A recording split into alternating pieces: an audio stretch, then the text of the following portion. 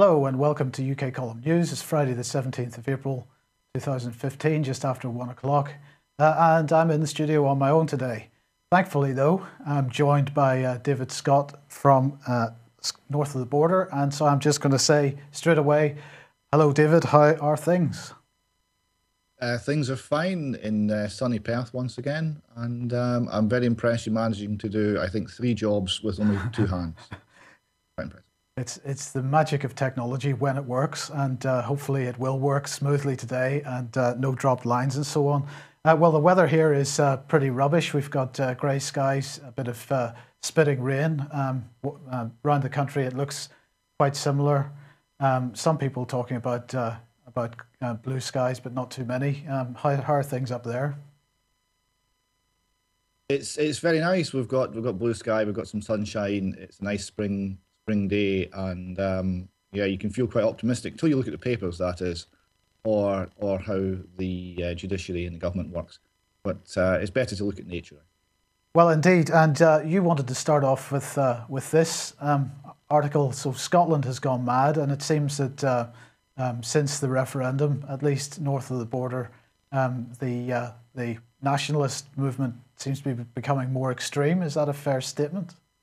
Yes, I mean, I like to strip half naked and paint myself blue as much as the next man, but I do find that I feel myself a little bit of a stranger in my own country, and a lot of people share that same view. This is an article by the columnist of the year in Scotland, Chris Deerin, Telegraph Media Group, and he comments that, I'll just read a couple of paragraphs here, the pro-independence yes campaign was a deliberately vague, intentionally slippery, Pollyannish affair that treated voters like infants and offered an unforgivably shoddy prospectus on which to base the creation of a new state. That is very true. He goes on, it was a case built on empty assertions and shifting goalposts rather than hard facts and considered projections. Since September, the oil price estimates used by the oil economist Salmond as the underpinning for the financial calculations have fallen away by more than half, but still there is no humility to be found. As journalist Bruce Anderson wrote at the weekend, the Scottish Enlightenment represented the triumph of rationalism, always in a calm and restrained fashion. Its philosophers and economists believed in using reason to improve the human condition, not to reshape human nature. A separatist movement isn't violent, thank goodness, although when we become to that. But it is bluntly dumb, faith-based and irrational and unenlightened. Increasingly, it feels like dragging all of Scotland down to its level. What, I wonder, would Adam Smith or David Hume make of what has become of the once world-beating little nation? So while you could argue that some of the philosophy of Hume was a bit of a disaster, the basic thrust of this is correct, that we have an irrational approach to politics, to the economy, and increasingly an intemperate approach to our fellow man. And the tendency of this current Scottish government and the current Scottish civil service to view the role in life as one of improving, changing the nature of human nature, and moulding the population of Scotland as though it was a product or some sort of clay to be shaped by our glorious leaders is a very worrying and unwise and ultimately totalitarian step. And that's what we're seeing round about us. It's a very strange time in Scotland. And anyway, who's driving this? Is this being driven by the Scottish Nationalist Party, or is it being driven through the media, by some other interest group, or what? Who is actually pushing this nationalism in this way, this form of nationalism? That's a difficult question to answer. I think it's an assembly of vested interests. It's a corporate state as it was perhaps developed in 20s and 30s Italy.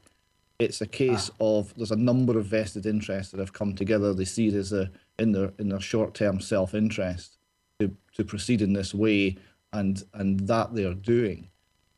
We have a political discourse which for for a long time has been devoid of any proper economic analysis and also devoid of any proper voice calling for freedom and liberty.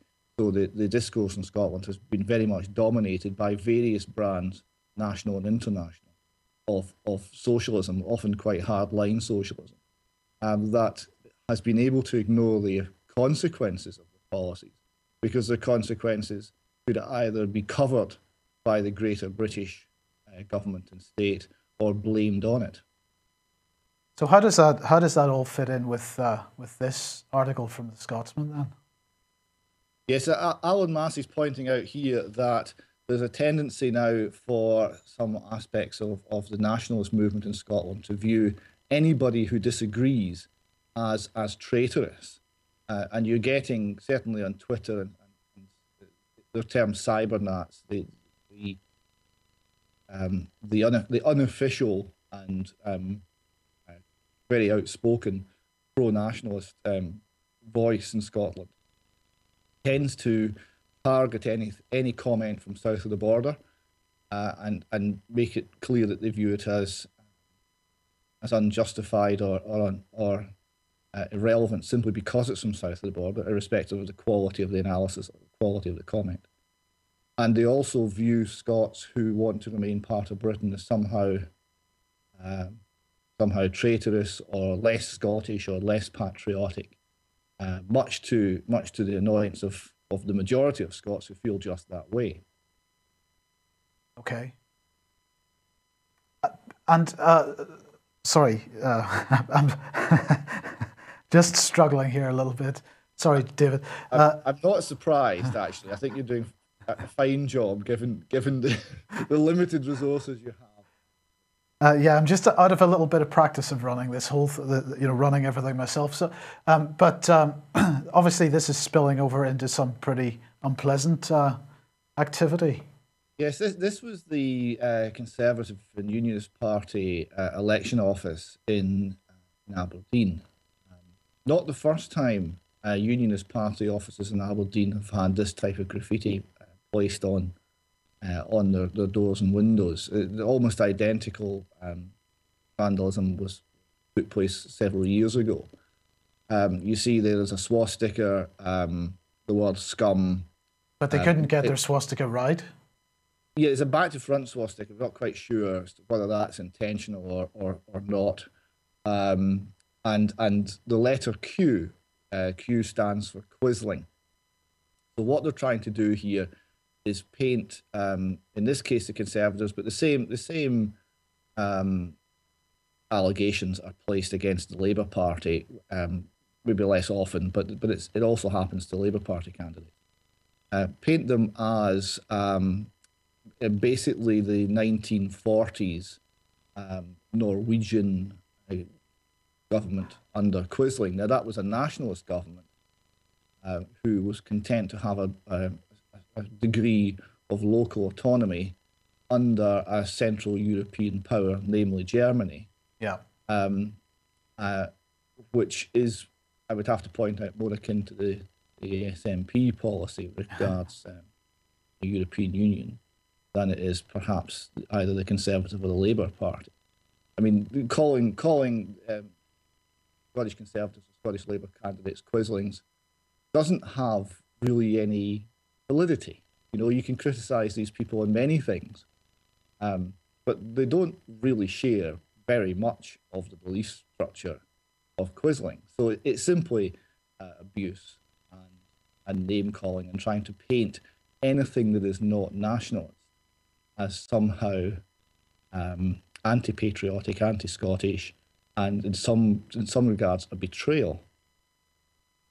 And that obviously makes for a very intemperate discourse, not a proper sharing of ideas, and a more divided nation than I can ever remember. But I mean, is there any discussion amongst the nationalist movement and this move towards nationalism? Is there any discussion of the European Union and whether actually the nationalist aim for independence would result in any kind of genuine independence? Is that even part of the discussion? Not anymore. There was a discussion on that many years ago. The SNP of pre-1979 era was quite a different animal. They were, for example, they wanted to be out of NATO, and they saw NATO and foreign entanglements as a negative. And they wanted to be out of the European Union because they saw rule from afar, be it London or Brussels, as a negative. And they wanted to have independence with the greatest degree of self-control and autonomy under a parliamentary system that they could. So the idea was originally, SNP policy was to leave Europe.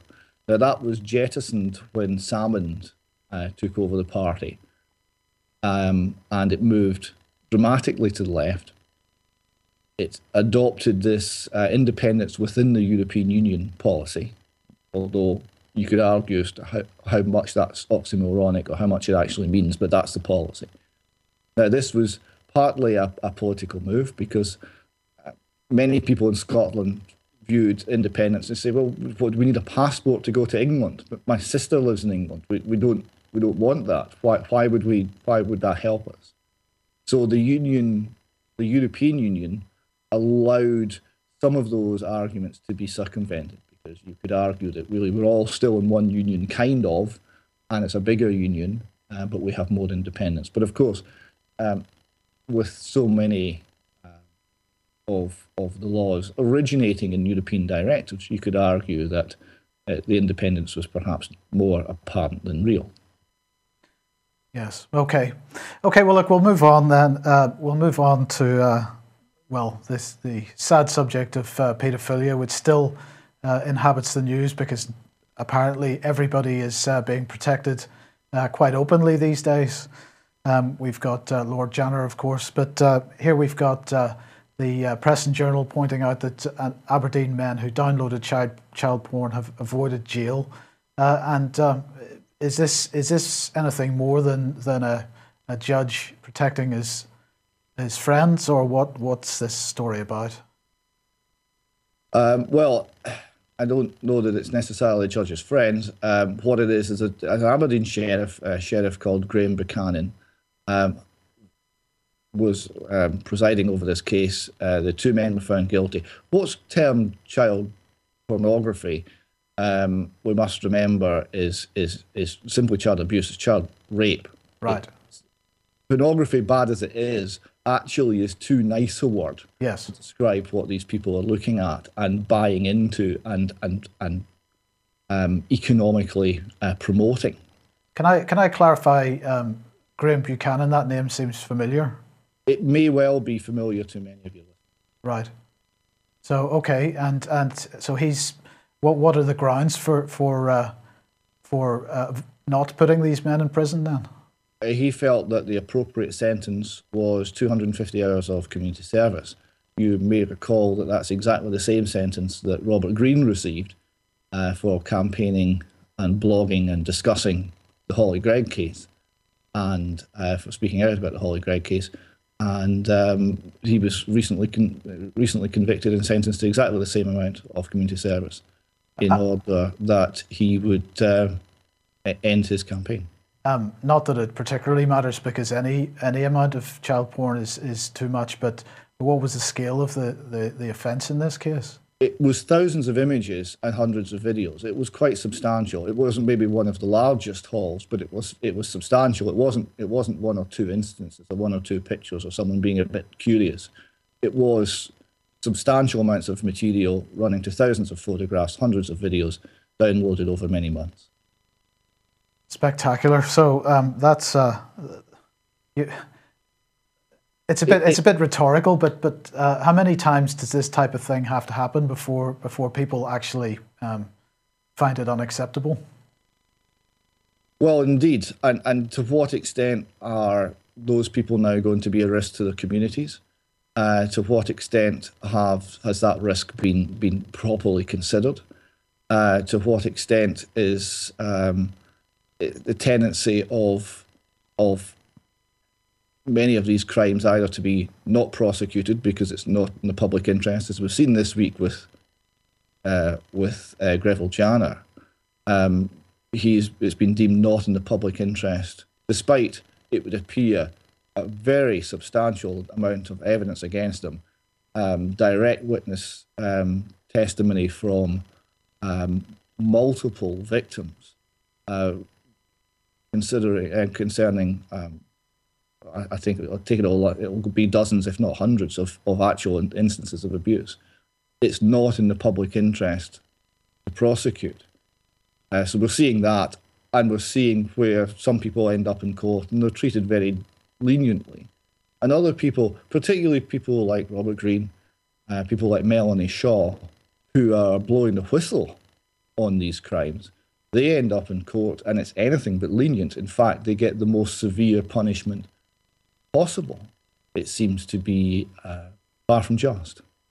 Indeed, and as we pointed out a couple of days ago, the Conservative Party, manifesto makes the claim that they will protect victims and whistleblowers. The actions of the authorities, time and time again, demonstrates the emptiness of those words, I think. But this morning on Channel 5, actually, there was a phone-in discussion about Lord Janner, and the Channel 5, the person presenting the programme was absolutely pushing the notion that it's totally unfair to prosecute somebody who is ill with Alzheimer's, particularly when they may be innocent, is the view that was being pushed forward. I mean, do you have a view on Janner? Let's assume for a second he does have the illness that they claim that he has. What is your view about somebody who is that ill going into face any kind of charge? Doesn't really matter what the charge is. And as I understand it, there's a twin test here. One, is there enough evidence to stand a reasonable probability of a successful prosecution? And the conclusion reached by the DPP is that yes, there is enough evidence. But that doesn't mean he's guilty. Everyone is entitled to their day in court, to a proper defence, to face their accusers. But there's enough evidence to take him to court. The second test is one of public interest. Now, this is a test which is often used to conceal the truth. It's a test that is a bit of a slippery thing. It's very subjective. It's very difficult to pin down. But if it means anything, it must surely mean that there's some sort of proportionality in the judgment that's formed. Is it in the public interest to spend huge sums prosecuting a very sick man for a trivial crime? Is it in the public interest to spend time and money prosecuting a mildly ill man for extremely serious crimes? There must be a comparison. There must be a judgment. Now, how ill is Greville Janner? Well, obviously, I don't know. I've never met Greville Janner. He was getting paid for attending the Houses of Parliament, and guiding our country and sitting on committees in 2014, which at least gives pause for thought as to, is it possible that he's maybe a little less ill than is being described? It certainly seems like a pretty rapid decline, doesn't it? Yes. Now, while that's not impossible, it certainly gives the public cause for concern that this has not been done in the correct manner. And there has been previous on this. Was it something the Guinness family was in court and in jail and was released with Alzheimer's, and it didn't seem to be all that very bad? Was that not? That was back in the 80s, wasn't it, or 90s, a long time ago? Yes. But there have been previous cases of medical diagnosis being somewhat less than crystal clear, particularly in something where you're talking about mental decline, and you are toiling as a medic, I would have thought, to objectively diagnose that. It's not something you can put under a microscope and see. You are relying on, to some extent, on responses from an individual. Yes. So it may be that it's the sort of thing that can be enhanced or misrepresented. Yes. Okay. Well, moving on from that, then you wanted to highlight this. It was a video report produced by Channel 4, actually, discussing the Kincora situation. I think you were quite impressed with this article. Yes, it was very sensitively done. It was very heartfelt. It was following the story of a man who had been abused at the Kincora Boys' Home and at Dolphin Square and by senior politicians and other senior members of the British establishment. Yeah, he was at Elm House as well, isn't that correct? He was at Elm House, yes. There's a link here between Dolphin Square, Kincora and Elm House and the Westminster paedophile ring. So in terms of it illustrating the nature of the story, it's very important. But also, it was tackled by Channel 4 extremely well. They let the man tell his own story. They didn't hide the distress that this was causing him, but neither did they revel in it. It was very well judged, and he was taken to see a man who had identified that this abuse was going on when working with the British security services, and had been told to drop it and not to take it any further.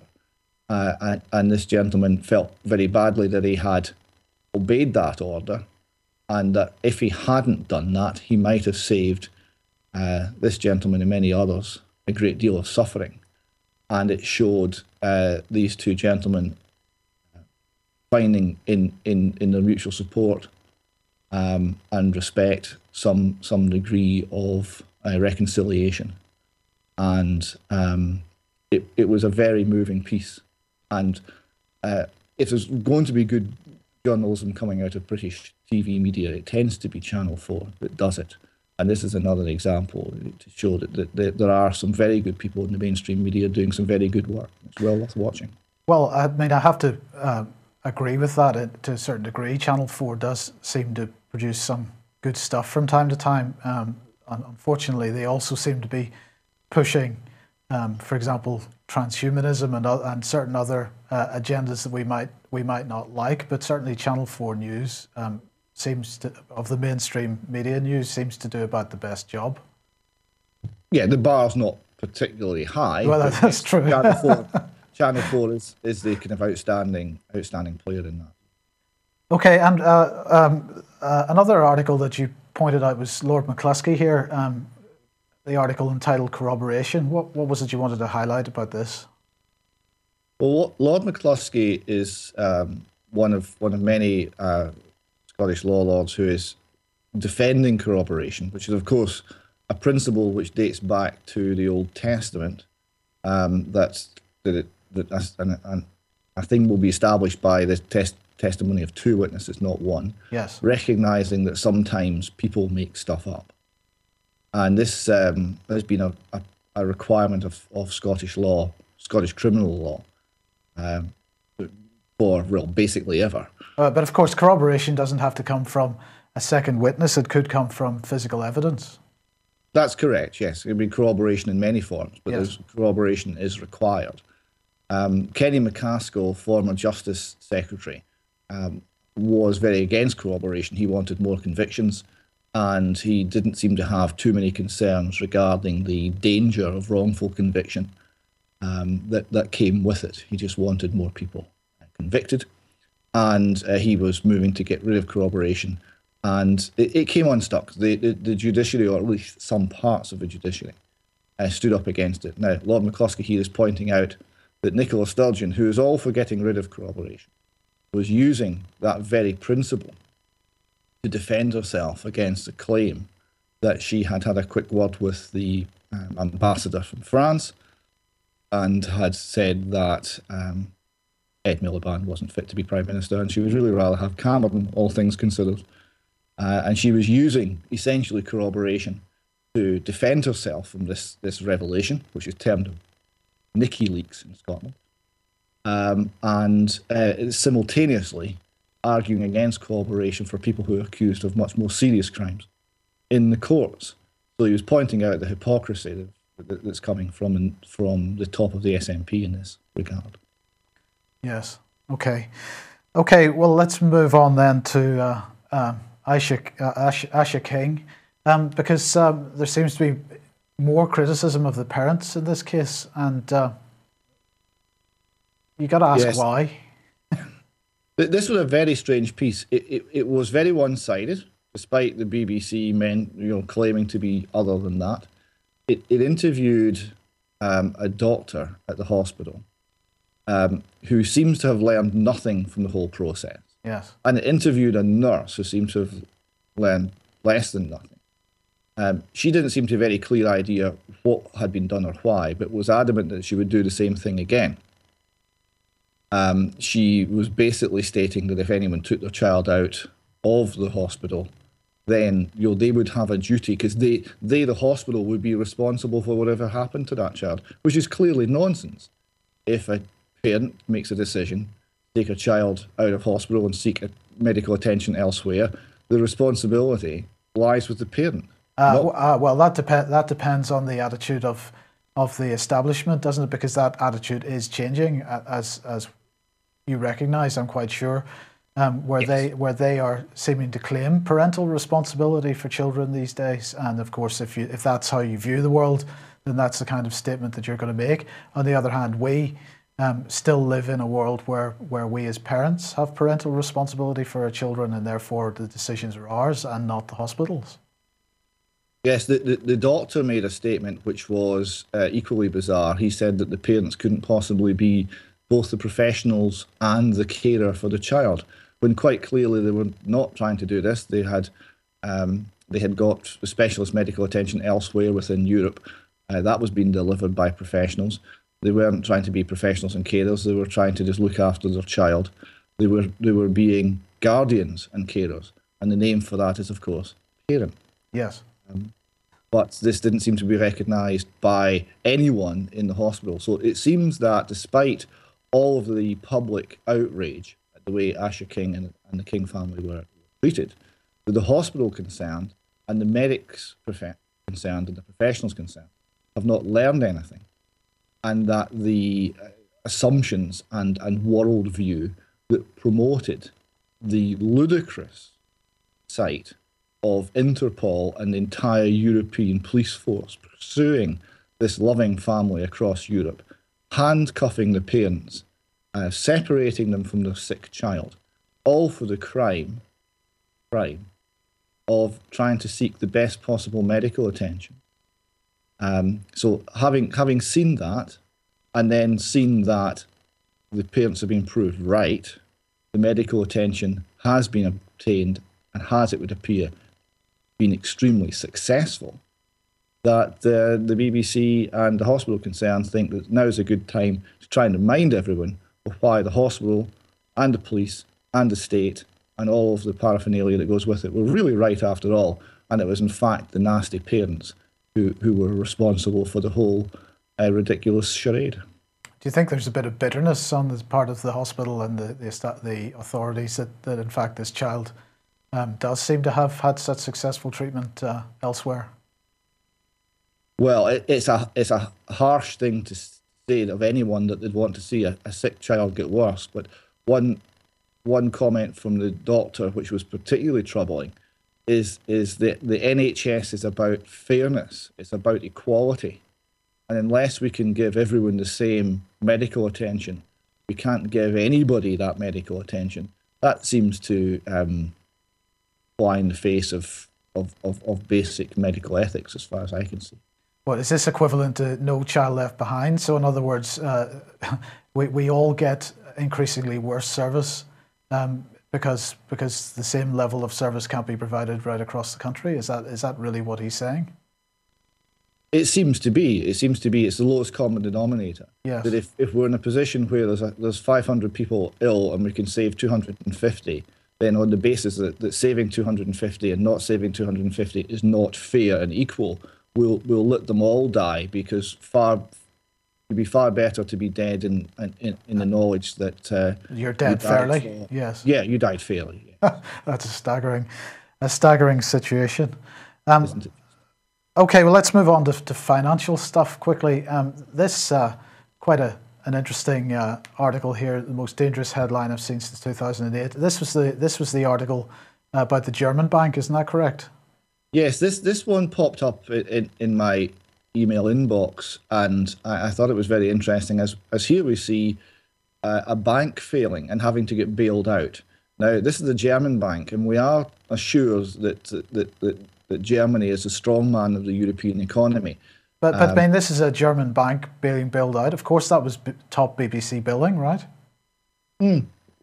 Actually, by some fluke, the BBC missed this one. Oh dear, right. Yeah. In fact, none of the British mainstream media are talking about this because, well, you see, the financial crisis is over. I hope you realise this. This is not the eye of the hurricane.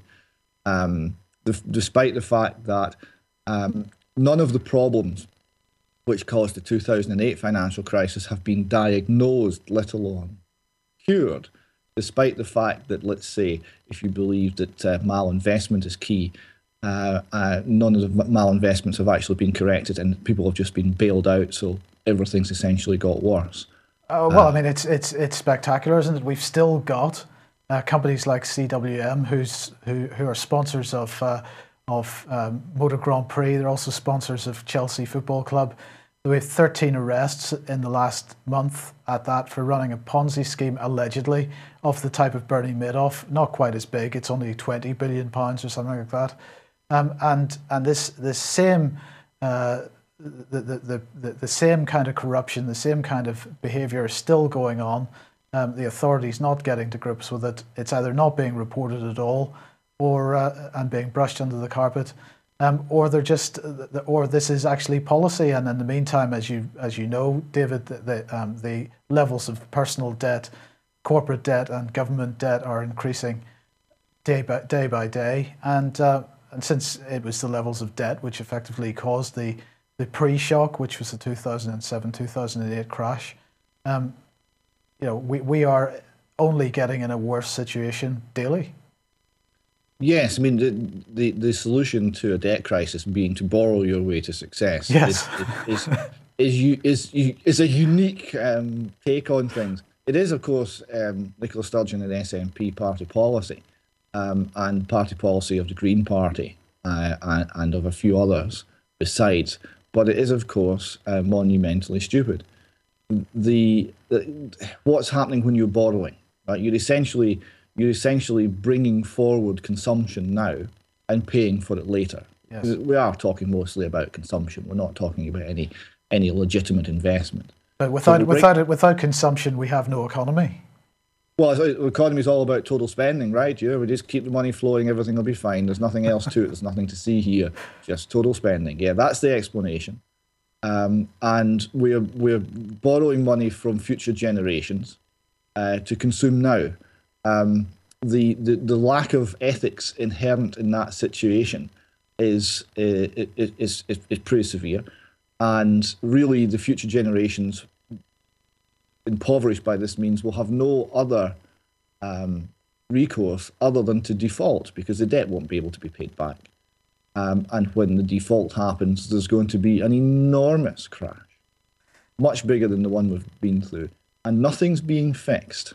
It's all extend and pretend, kicking the can down the road. And the fact that the bank, and a German bank at that, is having to be bailed out shows just how weak the system really is. Yeah. Despite zero interest rate policies, which is a huge perpetual subsidy to the banking industry. But of course, it's not just debt that is the problem, because pensions are a huge problem as well. And many people don't appreciate that in this country, pensions are unfunded. So in other words, you've got to have a tax income or borrow the money from private banks in order to pay your pensions, if you're going to pay them at all. And I don't know whether you noticed earlier in the week, I can't remember who it was now, suggesting that pensioners should be going out and doing voluntary work in order to qualify for their state pensions. This is a proposal that's now been made. And so it's pretty clear that there's concern about what's going to happen with pensions in the future. We've got the already rising age of pensionable age, and if you set aside if you can set aside the national debt at the moment of what is it, about £1.5 trillion. The pensions which are unfunded, the black hole that's there to be filled, and maybe you can tell me how it's going to be filled because I can't work it out, is around £4.5 trillion. So where is that going to come from? Yes, I mean there's a lot in that. I think we should see if we can get Bernie Madoff to come and run the pensions in the UK, because they are a giant Ponzi scheme, and he is an expert in giant Ponzi schemes, and we maybe need that sort of skill working for us. At least he knew enough not to tell everyone it was a giant Ponzi scheme. It's quite important. It does seem a bit unfair that he's in prison when George Osborne and David Cameron aren't. Yes, that does seem particularly harsh, because essentially what they've done is not that different. The one thing on the side of the pensioners is they do have a vote. I would rather, I think, be a pensioner than a bondholder, because when it comes, particularly a foreign bondholder, because when it comes default time, what do you think the government's going to default on first? Yes. The foreign bondholders who don't have a vote, or the pensioners who do vote in large numbers? Eventually, I think there'll be trouble with paying even that, because there's going to be they'll be able to guarantee a pension, but they won't be able to guarantee what it will buy. I think that will be ultimately the long-term end point. But before then, we're going to have a lot of difficulties. And of course, if the government does start defaulting on debt, then that's the private sector pensions will hold a great deal of that, and as do the banks. And they're really unable to do that without bringing down all of those systems as well. Yes. So we do have a very interconnected system and very little room for manoeuvre from any government without causing an enormous crisis. But the enormous crisis will come sooner or later anyway, because it can't be deferred forever. Yeah, but of course we don't need to worry, because you may have noticed that all the Bloomberg trading terminals were down for most of the day today, and I think that started last night. And so, of course, they can, at a flick of a switch, just switch the markets off, and everything will be all right then, won't it? Well, it's worth remembering there were bank holidays in the 1930s. Your banks would just close, and you couldn't get at your money, or you could only get at your money at a very limited rate, a la Cyprus, until the government decided to restart the banking system. The one thing I would suggest to people is that they can hold some cash outside the banking system. They should do it, because it will give them a little bit of leeway if any of these events come around again. But we're not allowed cash anymore, are we? Because at least that's what the continuing pressure is.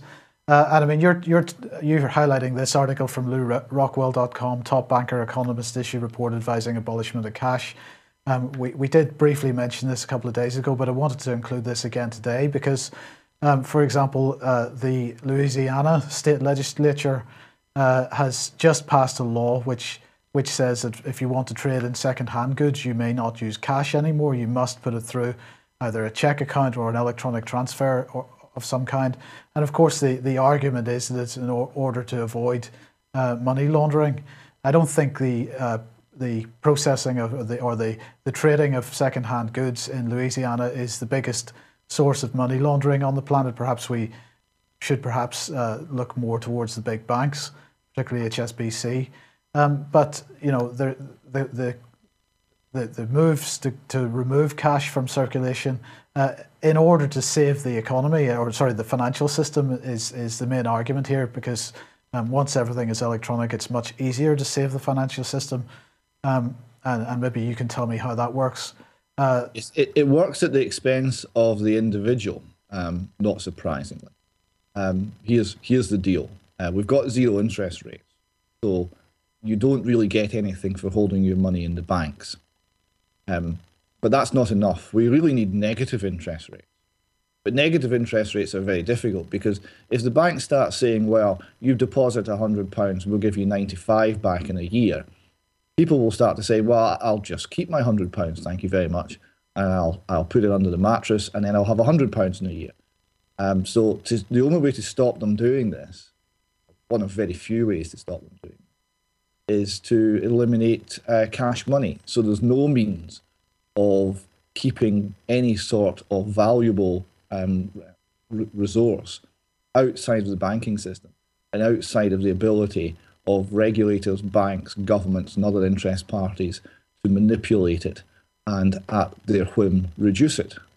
So it's a big attack on individual liberty.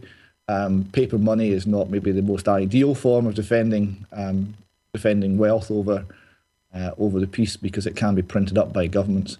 But electronic zeros and ones are even worse. Indeed, indeed. Okay, well, look, just to finish off then, David, we have this graph here, which, when we've just been talking about government debt, it seems to pretty much reflect the overall UK situation. But really, can Nicola Sturgeon afford this debt? The answer to that clearly is no, but she doesn't get it.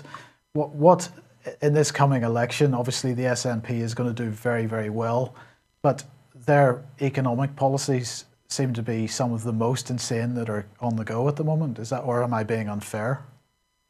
No, you're being very fair, but they don't have any comeback on this, because they get essentially a block grant from Westminster, and they just have to spend that. They hadn't even managed to do that. There was actually quite a big surplus in Scotland last year, quite a lot of money they didn't manage to get through.